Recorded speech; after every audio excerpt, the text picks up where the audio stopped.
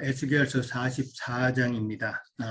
읽으신 대로 에스겔서 44장은 성전 출입에 관한 그런 내용이 먼저 나왔죠. 그 다음에 이제 성전을 봉사하는 봉사자의 자격이 또 나왔습니다. 자격이 나오고 그 다음에 성전 봉사할 때에 주의해야 될 사항, 지켜야 될 사항 이런 것이 오늘 이제 쭉 나옵니다. 1절에 보면은 이게 문이 닫혔더라라고 그랬습니다. 나를 데리고 성소의 동쪽을 향한 바깥문에 돌아서시니 그 문이 닫혔더라라고 그렇게 나와 있습니다. 이 닫힌 것은 뭐 닫았다가 또 열고 하는 그런 것이 아니라 완전한 닫힘이라고 봅니다. 2절에 보면은 다시는 열지 못한다라고 이제 그렇게 나와 있거든요. 그러니까 한번 닫은 것은 이제 닫혔다 이 말은 완전한 닫힘이다라고 그렇게 볼 수가 있겠습니다. 그 다음에 이제 2절에 가면은 아무도 동문으로 들어오지 못함은 여호와 하나님께서 동문으로 들어왔기 때문에 그렇다라고 그렇게 말씀을 하시고 그 다음에 이제 그러므로 닫아두라라고 그렇게 말씀을 하십니다. 지난번에 배웠듯이 그 동문은 빛의 처소고 여호와의 영광이 동문을 통해서 들어왔는데 아무도 동문으로 들어오지 못하도록 하라라고 그랬습니다. 이 아무도라는 말은 이제 사람을 염두에 두고 하는 이야기죠. 이스라엘 백성들을 염두에 두고 이제 이스라엘 백성들은 이제 동문으로 들어오지 말고 그냥 닫아두라 그런데 이 말씀은 이제 동문은 하나님의 영광이 들어온 곳이기 때문에 사람이 그쪽으로 출입을 하게 되면은 하나님의 영광을 더럽히게 될 그런 우려가 있기 때문에 사람은 그쪽으로 이제 들어오지 마라 이런 그런 뜻으로 이해를 해봅니다. 그러니까 사람이 나름대로 그 똑똑한 생각으로 하나님을 이렇게 믿어야 된다. 하나님의 말씀은 이렇다 어떻다 뭐 이렇게 생각하는 그 자체가 사람의 사고가 하나님의 영광을 가리는 그런 일이 있기 때문에 빛이 들어오는 처소 동쪽으로는 사람이 출입을 못하게 한다는 그런 뜻으로 이해를 해봅니다. 이제 닫아두라라고 그랬고 이제 다시는 열지 못한다고 그랬는데 지난번에 우리가 43장에서 배웠을 때에 그 어떤 사람이 말하기를 이는 내 보좌의 처소요, 내 발을 두는 처소요, 그 다음에 내가 이스라엘 백성들과 교제하는 곳이다 라고 이제 그렇게 이야기를 했었습니다. 그러니까 하나님이 통치하시고 그 다음에 하나님께서 안식하시는 그 다음에 이스라엘 백성들, 하나님의 백성들과 교제를 하는 그곳이기 때문에 이제는 하나님께서는 나가지를 않는다라고 이제 그렇게 이해를 해봅니다. 그 다음에 이제 3절에 가면은 근데 이제 하나님 외에 왕은 또 그 문을 출입을 할 수 있다라고 그렇게 되어 있습니다. 이 왕이라는 것은 이제 뭐 사람 왕이 아니죠. 인간 왕이 아니라 왕 대신 예수님을 이야기한다라는 것은 이제 우리가 다 이제 쉽게 이해를 할 수 있을 것 같습니다. 그러니까 예수님만 또 그 문으로 들어올 수 있다라고 그랬고 그 다음에 여호와 앞에서 음식을 먹고 그 길로 또 나간다 이렇게 이야기를 했기 때문에 여호와 하나님이 바로 예수님과 동등 위치 바로 하나님이 곧 예수 그리스도라는 것을 이해를 해봅니다. 그러니까 행간으로 동문으로 그렇게 들어올 수 있는 자는 하나님과 말씀이신 하나님과 그 다음에 말씀의 실체인 예수 그리스도만이 그렇게 동문으로 들어올 수 있다. 그런 의미로 봅니다. 그러니까 우리의 심령에도 비춰보면은 참 진리의 말씀만이 이제 들어와야 된다는 이제 그런 의미로도 생각해 볼 수가 있죠. 우리의 심령에는 참 진리의 말씀만이 들어와야 되는데 엉뚱한 것이 이제 많이 들어오게 되면은 그 심령은 참 많이 더럽혀지는 그런 심령이 되겠죠. 그 다음에 이제 4절부터 이제 가면은 이제 여호와의 성전의 여호와의 영광이 가득하다라는 말이 다시 한번 더 나옵니다. 그러면서 이제 5절에 보면은 말씀하시기를 전심으로 주목하여서 성전의 모든 규례와 율례를 귀로 듣고 그 다음에 성전의 모든 입구와 성소의 출구를 전심으로 주목해서 보라라고 그렇게 부탁을 합니다. 성전의 모든 규례와 율례를 이제 들으는가, 성전의 모든 규례와 율례라는 것은 이제 지난번에 43장에서는 성전의 법이라는 단어로 그렇게 나왔었죠. 성전의 법을 이야기를 했었는데 성전의 법이 그때는 뭐였습니까? 산꼭대기에 있다라고 그랬죠. 산꼭대기에 둘은 그 지극히 거룩한 곳이라고 그렇게 나와 있었죠. 산꼭대기 지점의 주인은 지극히 거룩하니라. 이 단어로 봤을 때에 그때 말씀드리기를 산꼭대기에 있는 자, 부활의 신앙을 가진 자, 부활의 신앙을 가져야 되고 그 다음에 지극히 거룩한 자, 분별된 자만이 참 성전의 법을 깨달을 수가 있다라고 그렇게 이야기를 했었습니다.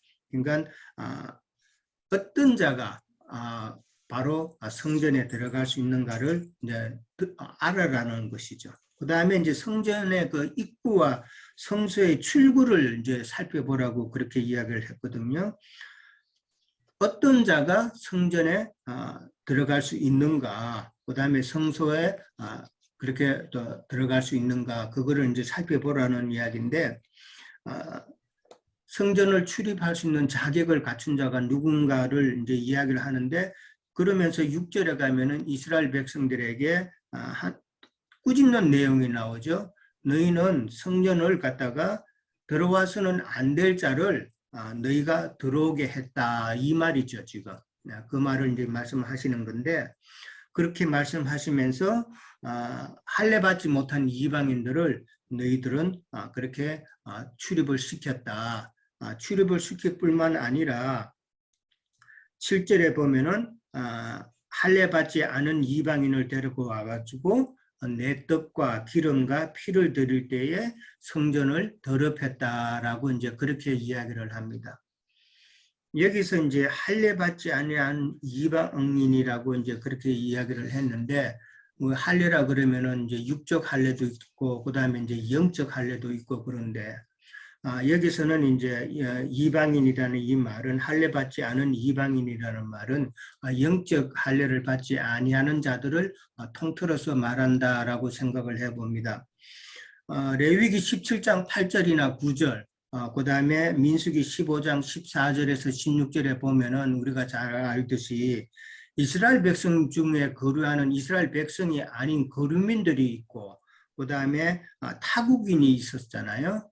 타국인이, 거류민과 타국인이 하나님 앞에 번제와 제물을 드리는 내용이 나옵니다. 그러니까 이방인도 하나님께 제사를 드릴 수가 있었다는 것이 레위기 17장에 나오고 그 다음에 민수기 15장에 나옵니다. 그러니까 민수기 15장 같은 경우는 타국인이 이제 하나님 앞에 제사를 드릴 때는 이스라엘 백성들이 하듯이 똑같이 하라라는 그런 이제 내용이 있거든요. 그러면 이제 여기서 할례 받지 못한 이방인이라는 것은 육적 할례를 받지 못한 이방인이 아니라 영적 할례가 없는 이방인들을 말한다라는 것을 설명하지 않나 그렇게 생각을 해봅니다.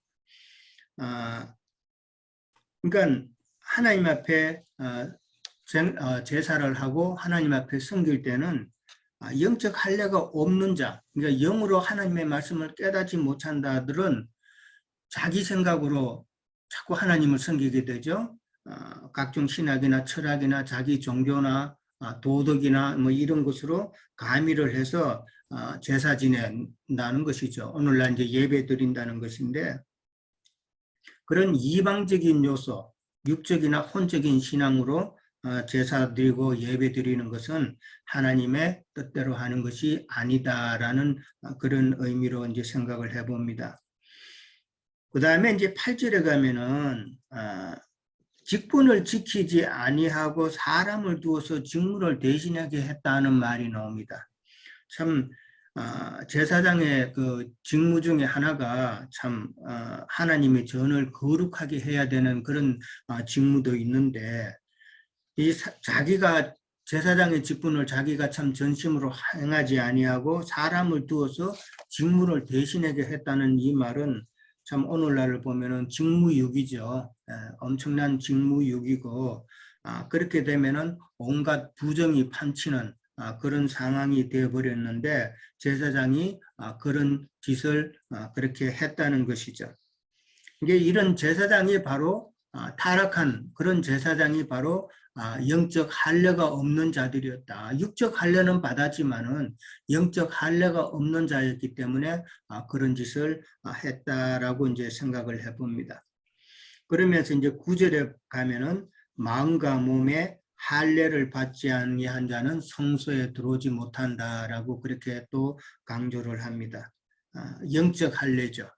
영적 할례의 중요성을 다시 한번 더 강조하고 있는데 영적 할례를 받지 아니한 자는 하나님의 집에서 섬길 자격이 없다라는 것을 다시 한번 이야기하고 있고 영적 할례가 없다는 말은 또 다른 말로 옛사람이 처리되지 않는 그 상태 옛사람이 처리되지 않고 자기 생각대로 그렇게 하는 자들은 하나님의 뜻에 합당치 않다. 하나님의 말씀을 영으로 먼저 깨달아야 옛사람이 처리되어야 된다는 이유도 알게 될 것이고 그 다음에 옛사람이 어떻게 처리되는가도 알 수 있는데 영의 말씀을 깨닫지 못하면 아무런 행위를 어떻게 할 수가 없다라는 것이죠. 아브라함이 우리가 잘 알다시피 영적 할례를 받지 않았을 때는 이스마엘을 낳았죠. 그러나 영적 할례를 받고 난 이후는 약속의 자녀인 이삭을 낳았다는 사실은 우리를 잘 알고 있습니다. 그만큼 영적 할례가 얼만큼 중요한 것인가를 우리는 다시 한번 더 생각해 볼 수가 있겠습니다.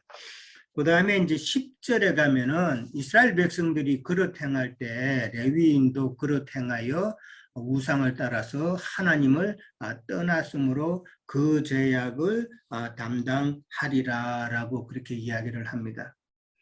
이스라엘 백성 전체가 참 잘못된 길로 가고 있을 때 레위인 그러니까 제사장들이죠. 제사장들도 마찬가지로 참 그릇 행했다라고 그렇게 이야기를 합니다. 그릇 행했다는 말은 예레미야 2장 8절에 보면은 침묵했다는 말이에요. 이스라엘 백성들이 잘못하면은 그 잘못한 것을 지적을 하고 그렇게 해야 되는데 그게 그렇게 바른 말을 하지 아니하고 자기의 안위를 위해서 자기의 평안을 위해서 자기의 이익을 위해서 그저 침묵했다라는 그런 내용이 나옵니다. 그러므로 그 죄악을 담당하리라라고 그렇게 말씀을 하십니다. 그 죄악을 담당하는 결과는 뭐냐면은 바로 제사장의 직분을 박탈하는 것이죠. 제사장의 직분을 박탈하는데 그런 제사장의 직분을 박탈당한 그 자들이 행하는 일이 성소에서 하는 일이 11절에 나옵니다.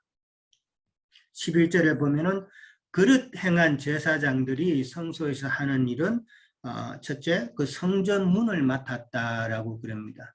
성전 문을 맡았고 그 다음에 두 번째 백성의 그 번제의 희생물을 잡아서 수종드는 일을 했다라고 그렇게 나와 있습니다. 이건 전부 다 바깥 일이죠. 성소의 안에 안뜰에 들어가서 하는 일이 아니라 바깥뜰에서 바깥 그 성전 문을 지키고 그 다음에 바깥에서 번제의 그 희생물을 잡아서 수종드는 일을 했다는 것이죠. 허드렛 일만 하게 되는 그런 위치로 제사장의 위치가 박탈되어서 참 성소에 들어가지도 못하고 바깥에서 일을 하는 자들이 되었다라는 말이죠. 민수기 16장 9절하고 그 다음에 역대상 23장 2절에서 5절에 보면은 이런 바깥 일을 하는 일은 일반 레위인들도 했다는 것이죠. 일반 레위 사람들도 성전에서 그런 바깥 일을 봉사했다. 그러니까 제사장으로서의 그 직분을 박탈당했다라는 것을 이제 알 수가 있는 것이죠.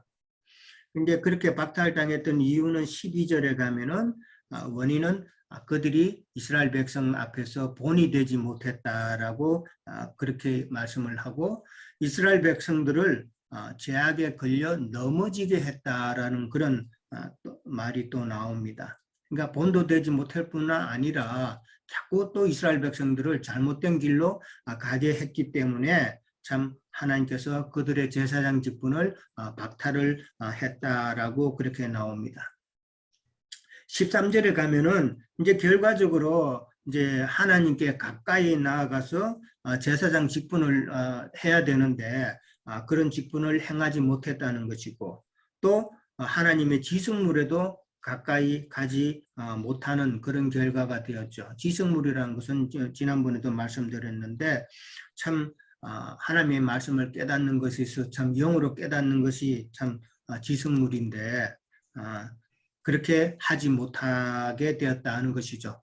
그만큼 그들이 하나님 앞에 범죄함으로 당하는 그 결과가 참 크다는 것을 우리는 생각해 볼 수가 있습니다. 그 다음에 15절과 16절에 가면은 이제 이스라엘 족속이 그릇 행할 때, 잘못 행할 때에 행하여 나를 떠날 때에 사독의 자손 레위 사람 제사장들은 내 성소의 직분을 지켰다라고 그렇게 나옵니다. 많은 이스라엘 족속들이 다 잘못된 길로 가고 레위 사람들도 다 잘못된 길로 갔을 때에 유독 사독의 자손 레위 사람 제사장은 하나님의 성소에서 그 직분을 신실하게 지켰다라고 그렇게 이야기를 합니다. 여기서 우리가 한번 생각해 볼 수 있는 것은 이 다수와 지극히 적은 소수의 관계잖아요. 많은 다수는 그렇 행하지만은 소수는 참 소수인 그 사독의 자손들은 진리를 지켰다. 이게 뭐 다수를 따라가는 것은 이제 민주주의잖아요. 예. 이 교회에서 과연 민주주의가 이게 합당한가를 우리는 한번 생각해 봐야 된다고 저는 생각하는 거죠. 많은 사람들이 우리는 지금 민주주의에 대해서 많이 이제 들었기 때문에 민주주의가 최고의 그 세상 정치다라고 그렇게 알고 있기 때문에 민주주의가 좋다라고 이제 그렇게 생각될는지 모르지만은 그러나 하나님의 교회에서는 이 민주주의가 엄청난 잘못을 저지를 수가 있다는 것이 지금 오늘 본문에서 이스라엘 백성들이 행한 것을 보면 우리는 알 수 있다는 것이죠. 그래서 교회는 하나님의 뜻을 잘 아는 자가 하나님의 뜻대로 행하는 것이 참 교회에서 온전한 방법이다라는 것을 이야기하는 것이죠. 예, 사독의 후손을 봐서도 우리는 그런 것을 깨달아야 된다. 그러니까 세상 어떤 교회에 어떤 일이 있으면은 세상의 어떤 법칙을 가지고 교회에서 행하려고 하면은 참 많은 문제가 발생할 수 있다라고 저는 생각을 합니다. 그러니까 교회에서는 내 뜻에는 안 맞지만은 하나님의 뜻을 잘 아는 자의 뜻을 따라가는 것이 온전한 것이다라는 것이죠. 그러니까 교회에서는 그 민주주의, 그 다수의 위험성을 우리는 다시 한번 생각해 봐야 된다. 다수를 따르는 것은 이제 넓은 길로 가는 자들이죠. 넓은 길로 가는 자들은 많다고 그랬습니다. 그러나 좁은 길로 가는 자는 그 수가 심히 적다 그래서 거의 부정이에요. 없다는 뜻이었잖아요. 그러니까 그러나 하나님께서는 그 좁은 길로 가는 자들을 하나님께서는 원하신다라고 그랬으니까 그 의미를 다시 한번 생각해 볼 필요가 있다고 봅니다. 그 다음에 이제 그들은 내게 가까이 와서 수종을 들되 여호와 앞에 그들은 이제 사독의 그 자손 레위 제사장들이죠. 그들은 여호와 앞에서 기름과 피를 내게 드릴지니라라고 그렇게 이야기를 합니다. 여기 보면 7절에 보면은 이스라엘 백성들이 잘못된 길을 행할 때, 그러니까 할례 없는 이방인들이 와서 하나님을 섬긴다고 할 때는 그들이 내 떡과 기름과 피를 드릴 때에 내 성전을 더럽혔다라고 하면서 떡과 기름과 피가 나옵니다. 세 가지가 나와요. 그런데 지금 사독의 자손 레위 사람들, 레위 제사장들에게 말씀하실 때는 여호와 앞에서 기름과 피를 내게 드릴지라라고 떡이 빠져 있어요. 왜 떡이 빠졌는가 정확한 거는 저도 아직은 잘 모르는데, 다만 그 떡이라는 것은 이제 에스겔이 본 성전 환상에서 우리가 지난번에 나눌 때에 말씀드린 것은 모세의 그 성막 안에는 분향당도 있고 떡상도 있고 금촛대도 있고 뭐 그랬지만은 이 에스겔의 성전에는 그게 다 없잖아요. 그게 다 없고 다만 여호와의 상만 있었다라고 이제 그랬거든요. 그래서 당연히 떡은 없는 것으로 그렇게 이해를 해봅니다. 그 다음에 이제 기름과 피라는 것은 피는 이제 구속의 피고 이제 기름이라는 것은 여호와의 이제 예수님의 그 인격, 즉 성령을 상징하는 것이고, 그 다음에 진리의 말씀으로 이해를 해봅니다. 그러니까 우리가 에스겔 성전에서 하나님께 드릴 것은 기름과 피다는 것을 이야기를 하고 있죠. 그 다음에 이제 17절에 가면 안뜰문에 들어올 때에, 그 다음에 안뜰문에서 봉사할 때에 성전 안에 이렇게 이제 주로 이제 안뜰에만 지금 활동 범위가 그 사독의 자손 그 레위 사람 제사장들의 그 활동 범위는 바깥이 아니라 아까 직무를 박탈당한 그 자들은 바깥에서만 봉사하지만은 지금 사독의 자손 그 제사장들은 안뜰에서만 지금 놀잖아요. 안뜰에서만 봉사한다는 것이죠. 그만큼 하나님과 가까이에서 지금 봉사하고 있다는 것을 다시 한 번 더 설명하고 있는 것이고요. 그 다음에 이제 17절에 가면은 양털 옷을 입지 말고 가는 베옷을 입으라고 그렇게 이야기를 합니다. 하나님 앞에서 이제 봉사할 때 내용이잖아요. 제사장이 되어서 봉사할 때는 양털 옷을 입지 말아라고 그랬습니다. 양털 옷이라는 것은 우리 그 옛사람이죠. 우리 옛사람으로서 옛사람의 그 열심으로 하나님 앞에서 봉사하려고 하지 마라라는 것이죠. 그리고 이제 베옷은 그 새 사람으로 하나님 앞에 성전에서 섬겨라, 봉사하라는 그런 의미로 이제 생각해 볼 수 있습니다. 양털 옷을 입지 마라 그랬고, 그 다음에 18절에 가면 땀이 나게 하는 것으로 허리를 동이지 말라라고 그렇게 이야기를 했습니다. 그러니까 양털 옷을 입으면은 결국은 땀 나죠. 몸의 체온이 그냥 갇혀서 조금만 움직여도 땀이 나는데, 이게 옛사람으로 봉사하지 말라는 것은 땀 내지 말라는 이야기거든요. 우리가 세상 교회에 있을 때 열심히 봉사 많이 했죠. 참 많이 했습니다. 뭐 저 같은 경우도 뭐 여러 군데서 이야기했지만은 참 특히 자매님들이 더 많이 봉사하죠. 하게 되면은 참 그건 옛사람이 처리가 되지 않은 새사람으로 봉사하는 게 아니라 옛사람의 모습으로 그렇게 천연적인 생각으로 열심히 봉사를 다 하잖아요. 그렇게 하는 것이 하나님 앞에 충성하는 것이고 헌신하는 것이라고 이제 그렇게 다들 생각을 했는데, 창세기 3장 19절에 보면은 아담이 하나님 앞에 범죄해서, 아담과 하와가 하나님 앞에 범죄해서 저주를 받는 내용이 나옵니다. 거기 보면은 우리가 잘 아는 대로 아담에게는 네가 땀을 흘려야 땅에 소산을 먹을 수 있을 것이다 라고 이제 그렇게 이야기를 합니다. 그러면 땀을 흘린다는 그 자체는 벌써 하나님께 저주받은 상태다라는 것이죠. 그러니까 옛사람의 모습으로 내가 열심으로 뭐 교회에서 봉사한다고 열심으로 뭐를 하는 그 자체가 벌써 하나님의 저주를 받은 상태라는 것이죠. 그럼 어떻게 해야 된다는 말이냐? 내가 옛사람의 모습으로 열심으로 그렇게 하는 것이 아니라 하나님께서 주시는 그 안식에 그냥 들어가면 된다는 것이죠. 예.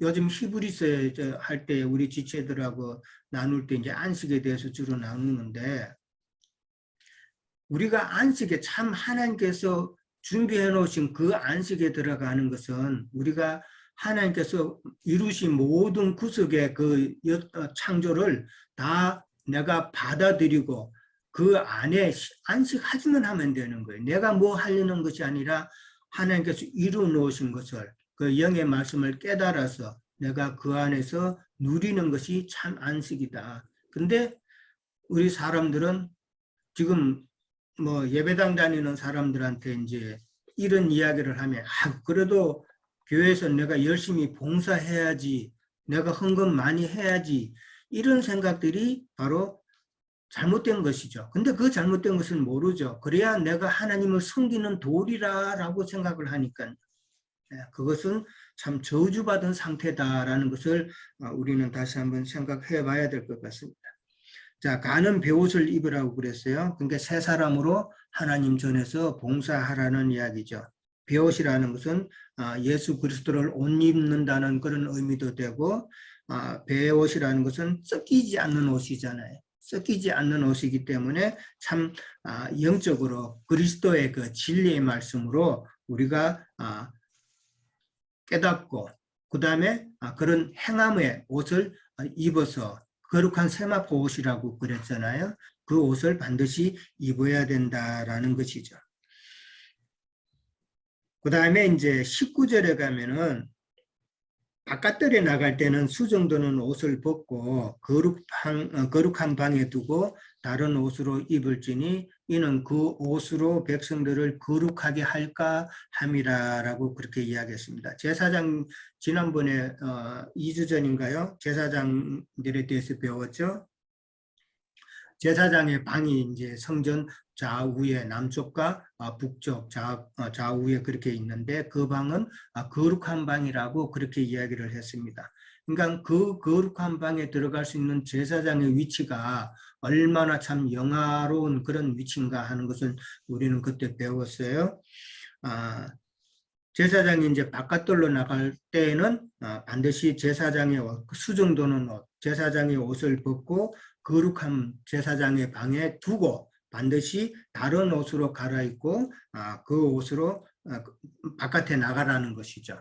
근데 제사장이 그 옷을 갖다가 그냥 입고 나가면은 그 옷으로 백성들을 거룩하게 할까 함이라라고 그렇게 말씀하셨는데, 그러니까 제사장은 거룩한 것과 속된 것을 혼합할 수 없다라는 그런 의미로 이제 생각을 해봅니다. 제사장은 제사장의 옷을 입음으로 거룩한데 바깥에 나가서 백성들에게 나갈 때는 그 거룩한 옷을 입고 나가 백성들과 만나면은 백성들의 그 속된 것이 또 혼합될 수 있으니까 거룩한 것을 지켜야 된다는 그런 의미로 그렇게 생각을 해봅니다. 그 다음에 이제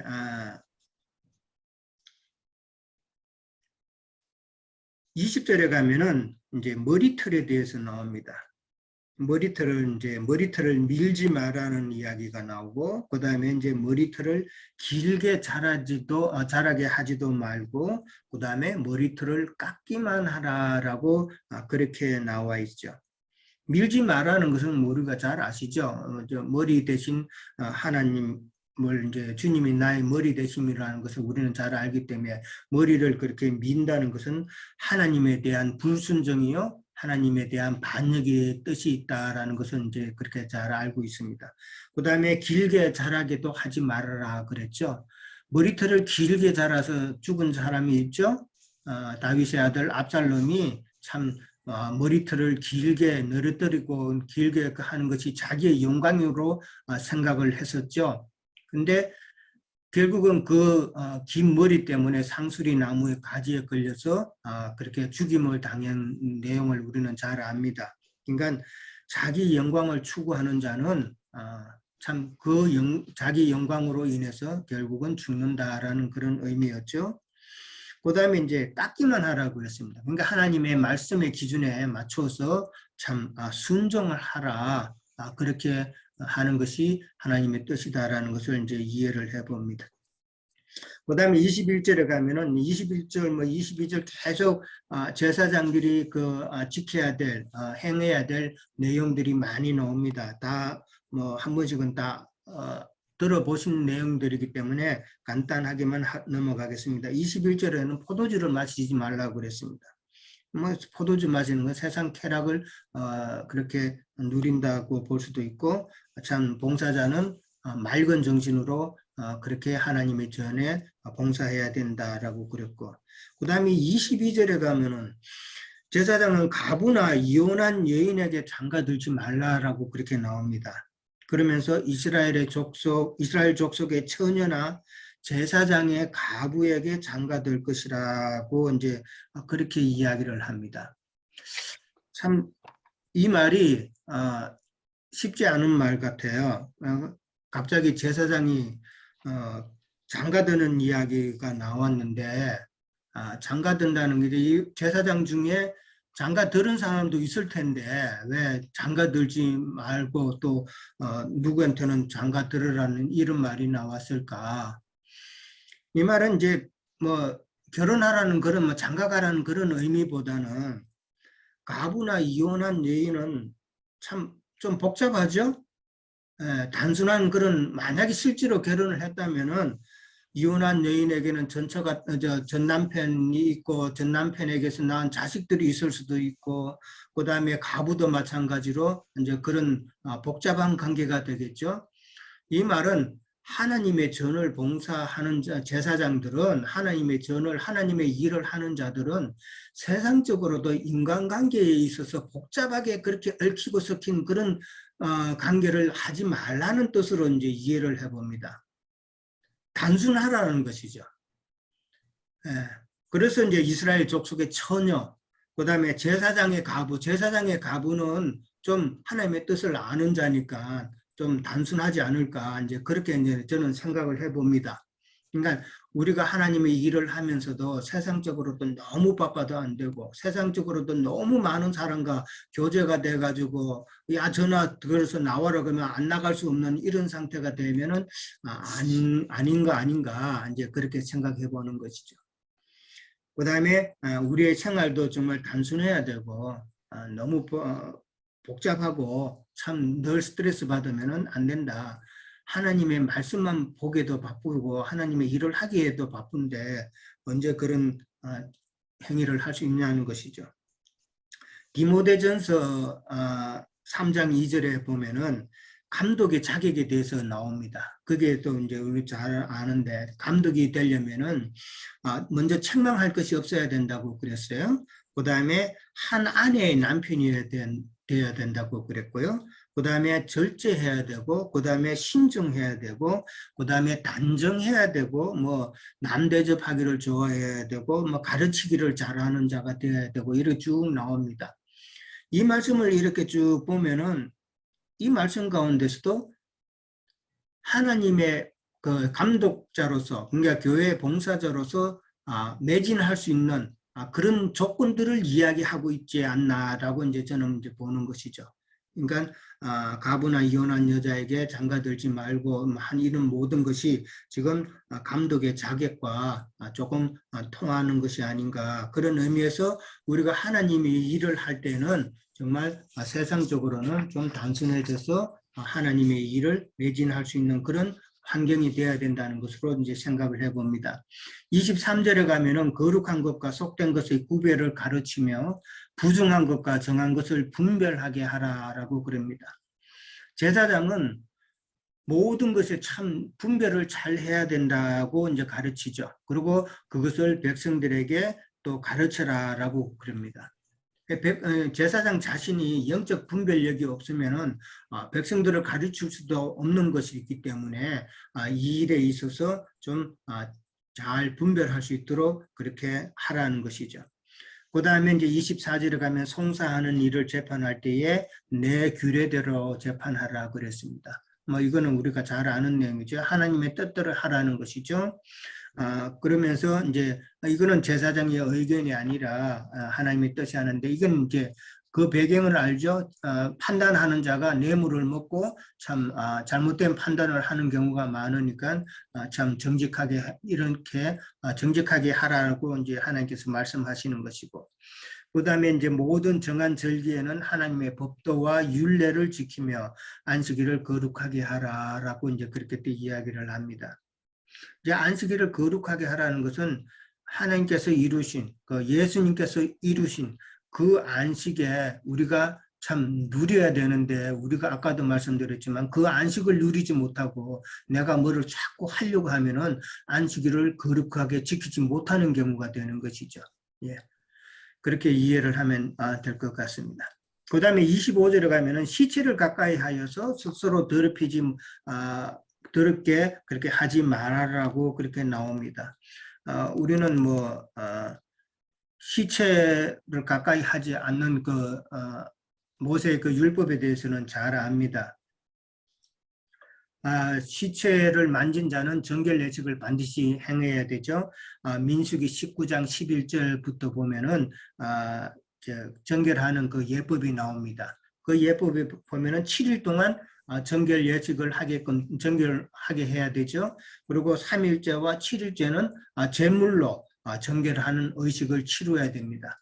그게 이제 시체를 가까이 하면서 시체를 만진 자가 행할 정결 의식인데, 시체라는 것은 뭐 육신이 죽은 뭐 그것만 이야기하는 것은 아니겠죠. 여기서 말하고자 하는 것은 영적 죽음을 당한 자죠. 영적 죽음을 당한 자들, 그러니까 하나님의 말씀을 갖다가 영적으로 깨닫지 못한 자들.